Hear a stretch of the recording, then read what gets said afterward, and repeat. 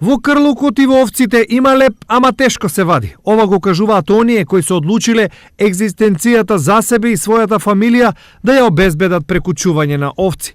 Работата почнува од мрак, а трае исто така до мрак. Требаш у 3 ноќи ќе станеш рано сабале ќе му uzes овците. Требаш у 5 сабале ќе пушиш до 9 требаш ќе носиш на уштала ќе затвориш. Многу тешко.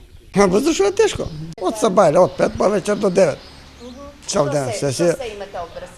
Што ќе има? Се поне, музење, пасење, да ги докараш, да ги наранеш зимно време.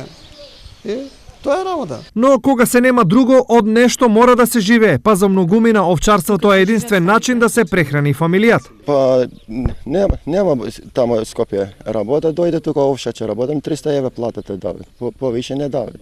Ама тешко нема, се ќе правиш. Платата се движи од 300 до 500 евра, но дури и за тие пари, ретки се оние кои се фаќаат за крлукот. Па не знам како тоа преку влада треба да се унадува од Албанија.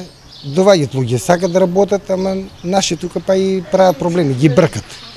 Те немали пријавување, друго, трето, по кој начин тоа да го изведеме, да ги пријавиме како работници, тие работи, тоа треба да се усоврши. А од Албанија има луѓе заинтересирани тука за работа. Само во источниот регион фалат околу 30 овчари, а токму ова е една од главните причини за намалување на сточниот фонд. Од околу 200.000 овци и кози пред 5 години, сега во шталите има нешто помалку од 150.000.